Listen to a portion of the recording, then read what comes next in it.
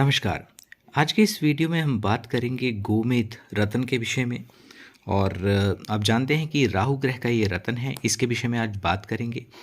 और इससे पहले कि हम वीडियो में आगे बढ़ें, एक रिक्वेस्ट कि यदि आप फर्स्ट टाइम हमारे इस चैनल पर आए हैं तो चैनल को सब्सक्राइब करना ना भूलें और वीडियो को फैमिली और फ्रेंड्स के साथ शेयर भी ज़रूर करें। देखिए, गोमेद रत्न की बात करेंगे और साथ में ये भी जानेंगे कि इस रत्न को यदि आप धारण करते हैं तो क्या किस प्रकार के आपको लाभ मिल सकते हैं, और अकॉर्डिंग टू योर लगन, जो आपका लगन है, यदि उसके अकॉर्डिंग आप पहनते हैं तो क्या आपके लिए फेवरेबल है, सूटेबल है। लगन आपके लिए सूटेबल हो और साथ में राशि का क्या प्रभाव रहता है उसके विषय में भी बात करेंगे। क्या उचित समय है जिस पर आपको ये धारण करने से निश्चित तौर पर आपको अच्छे से अच्छे शुभ और सकारात्मक फल या जीवन में उन्नति देखने को मिलेगी। विधि क्या होनी चाहिए, ऐसी सरल विधि जो सटीक भी हो और सरल भी हो, उत्तम हो, जिससे आपको वही बात है कि निश्चित तौर पर अच्छे रिजल्ट, अच्छे आउटकम्स आपको मिले, तो वो क्या होनी चाहिए। इसके अलावा कौन सी फिंगर में आपको ये धारण करना चाहिए, कौन सी उंगली में आपको ये धारण करना चाहिए, कितने रत्ती का, पुरुष हैं तो कितने रत्ती का पहनना चाहिए, महिला हैं यदि आप तो कितने रत्ती का आपको पहनना चाहिए, धातु कौन सी होनी चाहिए। मेटल एक विशेष महत्व रखती है किसी भी रत्न को धारण करने के लिए, क्योंकि मेटल जो होती है या धातु जो होती है वो भी किसी ग्रह से संबंधित होती है। तो किस धातु में आपको इस रत्न को धारण करें जिससे कि आपको शुभ परिणाम देखने को मिले। अन्य अवस्थाओं के बारे में भी बात करेंगे और संबंधित लग्नों के बारे में भी जानकारी लेंगे इस वीडियो के माध्यम से कि किस लगन में किस प्रकार का प्रभाव देखने को मिलता है। देखिए, संबंधित जो कुंडली है वो तुला लगन की कुंडली है। और इसके अलावा देखिए, सबसे पहली बात तो ये है कि जब भी गोमेद रत्न या राहु के रत्न की बात होती है तो बहुत से ऐसे ज्योतिषाचार्यों या विद्वानों का मत होता है कि जहाँ तक हो सके इस रत्न को धारण ना किया जाए। ऐसा क्यों बोला जाता है, सबसे पहले ये जानना आवश्यक है। क्योंकि देखिए, इस रत्न को अगर सिंपल वर्ड्स में बोला जाए तो भारी रत्न बोला जाता है। भारी रत्न का ये माना जाता है कि चाहे कैसी भी कंडीशंस हों, अवस्थाएं हों, उनमें यदि आपके लिए फेवरेबल है तब भी आपके लिए जो रिजल्ट्स, जो आउटकम्स होती हैं, बहुत जल्दी, बहुत शीघ्रता से आपको देखने को मिलती हैं। जो रिजल्ट्स होते हैं चौंकाने वाले होते हैं, यकायक आपके जीवन में परिवर्तन होता है। यदि अच्छा है तो अच्छे होंगे, और यदि कहीं आपने ऐसे ही यानी कि एक्सपेरिमेंट के तौर पर यदि आपने या किसी के सजेशन पर आपने पहन लिया तो कहीं ना कहीं इसके बुरे प्रभाव भी देखने को मिलते हैं। कुछ कंडीशंस, कुछ अवस्थाएं होती हैं जिनमें किसी व्यक्ति को इस रत्न को पहनना चाहिए। और बिकॉज इस रत्न का जो एक direct as well as indirect संबंध आपका दिमाग से होता है, शूट कर जाए और सूटेबल हो, फेवरेबल हो तो सही दिशा में व्यक्ति तेजी से आगे बढ़ता है। वहीं यदि विपरीत परिस्थितियों की अवस्थाएं हैं और उसमें यदि कोई व्यक्ति इसे धारण कर लेता है तो लेने के देने भी पड़ सकते हैं। तो आज के इस वीडियो में हम कवर करेंगे। सबसे पहले बात करेंगे गोमेद रत्न के फायदों के विषय में। देखिए, गोमेद रत्न के फायदों की यदि बात करें तो इसके अनेक फायदे हैं। स्पेशली इस वीडियो में आपको मैं 6 फायदों के विषय में बताऊंगा। देखिए, जो भी व्यक्ति कानून के क्षेत्र से यदि संबंधित हैं, जुड़े हुए हैं, चाहे आप वकील हैं, न्यायाधीश हैं, बोलने का मतलब है कि चाहे आप परोक्ष रूप से या प्रत्यक्ष रूप से लॉ के क्षेत्र से, कानून के क्षेत्र से जुड़े हैं, तो ये रत्न अत्यंत लाभकारी सिद्ध आपके लिए होता है। दूसरा लाभ जो मिलता है वो, जैसे यदि आपकी कोई फील्ड या क्षेत्र जो है वो शेयर या सट्टा से जुड़ा हुआ है, तब भी आपको राजा के समान, क्योंकि देखिए राहु को हमेशा ही गैम्बलिंग से भी जोड़कर देखा जाता है, तो शेयर और सट्टा, हालांकि इस बात को आप अन्यथा अदरवाइज मत लीजिएगा, क्योंकि शेयर या सट्टे में भी काफ़ी रिसर्च करनी पड़ती है। और हालांकि काफ़ी रिसर्च करने के पश्चात भी निश्चित तौर पर यह बोला नहीं जा सकता कि आपको लाभ होगा या हानि। तो यदि उस क्षेत्र से आप जुड़े हैं तब भी आपको राजा के समान ये शुभता या अच्छे गुण प्रदान करता है, जिससे आप अपने माइंड, क्योंकि मैंने पहले जैसे आपको बताया कि जैसे दिमाग पर काफ़ी हावी होता है, भारी ग्रह होने के कारण आपको या तो सही दिशा में या विपरीत दिशा में अग्रसर करता है। तीसरा जो लाभ है इसका, यदि आप राजनीति के क्षेत्र से जुड़े हैं तो भी आपके लिए अत्यंत शुभ फल प्रदान करता है, क्योंकि कहीं ना कहीं एक जो डिप्लोमेसी है वो भी राहु से संबंधित है, और राजनीति के क्षेत्र में डिप्लोमेसी का होना बहुत आवश्यक है। तो बहुत ही शुभ फल राजनीति के क्षेत्र में भी ये प्रदान करता है। चौथे लाभ की बात करते हैं। यदि आप रिसर्च फील्ड से जुड़े हैं, किसी भी क्षेत्र की रिसर्च फील्ड जिसमें आपका सब्जेक्ट है या क्षेत्र है आपका, तो भी आपके लिए काफ़ी फेवरेबल है। मान लीजिए आप किसी डिटेक्टिव एजेंसी या कोई भी ऐसा रिसर्च का, जासूसी के कार्य से आप जुड़े हुए हैं, तो भी आपको दिन दुगनी रात चौगनी तरक्की ये रत्न प्रदान करता है।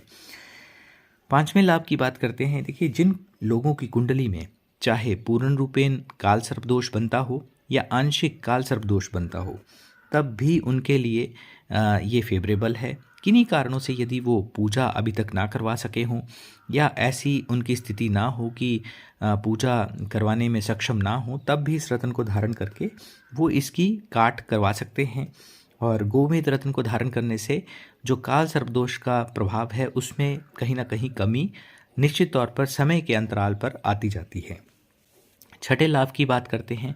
ऐसे लोग जो कहीं ना कहीं नज़र दोष के शिकार हो जाते हैं, छोटी छोटी बातों पर उनको नज़र लग जाती है, या ऐसा उनके घर परिवार में होता है कि जैसे कोई तंत्र प्रयोग हो गया या जादू टोने के वो शिकार हैं, तब भी इस रत्न को यदि वो धारण करते हैं तो निश्चित तौर पर उम्मीद रत्न जो है इस दुष्प्रभाव को भी काटता है, दूर करता है।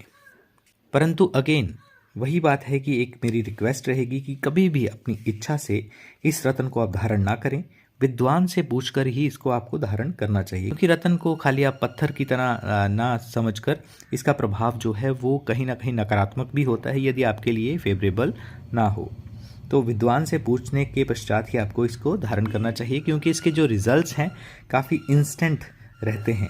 बहुत से लोग ऐसे हैं जो ये सोचते हैं कि चलो पहन कर देखते हैं क्या होता है, लेकिन आप हैरान हो जाएंगे, क्योंकि गोमेद जो है वो बहुत ही जल्द और चौंकाने वाले रिजल्ट व्यक्ति को देता है। यदि आपके लिए फेवरेबल है तो अच्छे रिजल्ट्स, अन्यथा वही बात है कि आपको इससे बचना चाहिए, पहनने से इससे दूरी बनानी चाहिए। अब बात करते हैं संबंधित लग्नों की। देखिए, यदि आपका मेष लगन है, आपका यदि सिंह लगन है, यदि कर्क लगन है, वृश्चिक लगन है, और इसके अलावा ये धनु या मीन लगन यदि है, तो आपको इसको बिल्कुल नहीं पहनना चाहिए, इसको पहनने से परहेज़ करना चाहिए। और यदि आपका वृषभ लगन जो शुक्र से संबंधित है, बुध से संबंधित मिथुन लगन, कन्या लगन हो गया, या जैसे ये तुला लगन की कुंडली है, इसमें भी इस रत्न को धारण किया जा सकता है। मकर या कुंभ लगन है तो भी इसको आप पहन सकते हैं, आपके लिए फेवरेबल है, अच्छा रिजल्ट देखने को मिलता है। तो इन्हीं लग्नों में आपको इसे धारण करना चाहिए। अन्य लग्नों में जैसे जो मैंने पहले बताए, मेष हो गया, धनु हो गया, मीन हो गया, जो मैंने संबंधित आपको पहले बताए, सिंह लगन हो गया, कर्क हो गया, उसमें दुष्प्रभाव ही देखने को मिलते हैं। और यदि इन लग्नों में आप पहनते हैं तो बहुत ज़्यादा प्रॉब्लम्स जीवन में एकाएक देखने को मिलेंगी, जिनमें कि स्पेशली शत्रु वृद्धि हो गई, बुद्धि का भटकाव, गलत तरीकों से धन का अर्जन करना, या ह्यूज लॉस ऑफ मनी, या बुरी आदतें, चाहे अल्कोहल से संबंधित हो या अन्य, लेकिन बुरी आदतों की तरफ जो इस रत्न का प्रभाव है वो व्यक्ति को धकेल देता है और जीवन जो है पूर्णतः बर्बादी के कगार पर आ जाता है। क्योंकि इन चीज़ों को कहीं ना कहीं यदि आपके लिए फेवरेबल नहीं है तो व्यक्ति उनकी तरफ आकर्षित होता है और भला और बुरा सोचने की क्षमता नहीं रह पाती। इसके अलावा यदि कुंडली में राहु आपके नीच के हैं, देखिए 8 और 9 यानी कि वृश्चिक जो लगन है और धनु जो लगन है उसमें राहुदेव जो हैं वो नीच के होते हैं। और यदि इन राशियों में राहु आपके विराजित हैं, और इन लग्नों में भी आपने अवॉइड करना है, और स्पेशली इन राशियों में यदि अकेले राहु विराजित हैं, किसी शुभ ग्रह के साथ भी बैठे हुए हैं, तब भी इसको पहनने से आपको बचना चाहिए।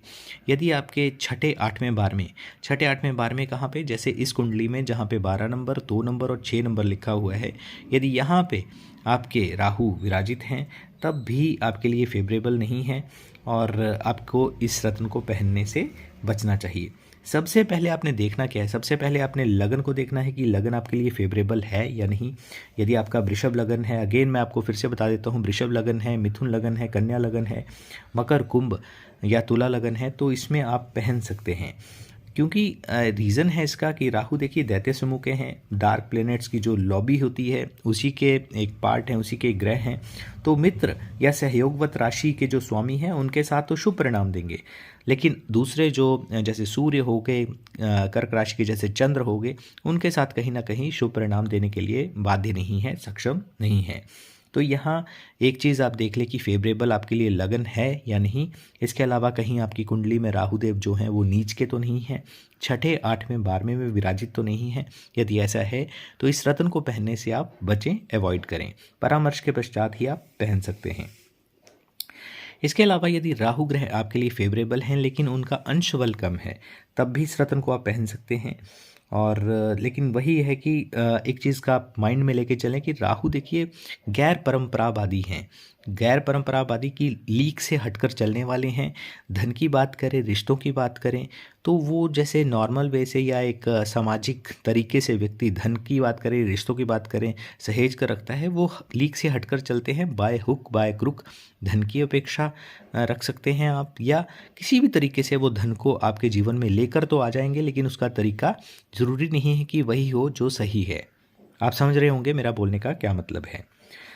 इसके अलावा यदि कुंडली में आपके ग्रहण दोष है, यानी कि राहु जो हैं वो सूर्य के साथ हैं या चंद्र के साथ हैं, तब भी इस रत्न को पहनने से आपको बचना चाहिए। गुरु चांडाल दोष है, यदि राहु जो हैं वो गुरु ग्रह बृहस्पति के साथ विराजित हैं, उनको प्रभावित कर रहे हैं, तब भी आपको बचना चाहिए। यदि राहु बुध ग्रह के साथ, यानी कि आपकी कुंडली में यदि जड़त्व दोष है, तब भी उस दोष को वो प्रभावी यानी कि और एक्सपेंशन देंगे, तो उससे भी आपको बचना चाहिए। यदि राहु बहुत ही आपके लिए कुंडली में यदि कोई कारक ग्रह और शुभ ग्रह है उसके साथ विराजित है, तब भी इस रत्न को पहनने से आपको बचना चाहिए। देखिए अब बात करते हैं विधि की। गंगा जल में इस रत्न को आप पहनने से एटलीस्ट 2 घंटे पूर्व रख दें, उसके पश्चात आप इसे धारण कर सकते हैं यदि आपके पास समय की कमी है। लेकिन यदि आपके पास समय है, यानी कि नेक्स्ट डे पहनना, तो इसको आपको शनिवार को है, शनिवार की संध्या को, तो एटलीस्ट आप शुक्रवार की संध्या को इस रत्न को गंगा जल हो गया, शहद और इसके अलावा साधारण जल, इन तीनों में मिलाकर आपको रखना है। और अगले दिन आपको एटलीस्ट एक माला गायत्री मंत्र का जाप जरूर करें। इतना ज़्यादा गायत्री मंत्र का जाप करके, जैसे 1 3 5 7 9 11 की संख्या में यदि आप गायत्री मंत्र का जाप करके इसे धारण करते हैं, तो और भी शुभ और सकारात्मक परिणामों की अपेक्षा इस रत्न से रख सकते हैं। देखिए ये सबसे सरल और सर्वोत्तम विधि है। विधियां बहुत सी हैं, लेकिन सबसे जो जनमानस के लिए इजी हो करना आज के जो एक भागदौड़ वाले दौर में, तो ये सबसे सर्वोत्तम विधि है।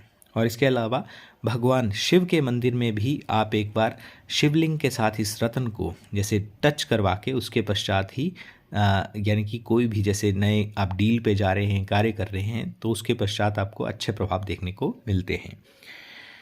कितने रत्ती का ये होना चाहिए? देखिए रत्ती का जो है वैसे तो पूर्णतः वेट पर डिपेंड करता है, लेकिन पुरुषों के लिए एटलीस्ट 7.25 रत्ती पहनना चाहिए, यानी कि 7 रत्ती से ऊपर आप पहन सकते हैं, और महिलाओं के लिए 5 रत्ती से ऊपर का जरूर पहनना चाहिए। तो दोस्तों ये था एक छोटा सा वीडियो गोमेद रत्न के विषय में। आई होप कि आपको वीडियो अच्छा लगा होगा। चैनल को सब्सक्राइब करना ना भूलें और वीडियो को फैमिली और फ्रेंड्स के साथ शेयर भी ज़रूर करें।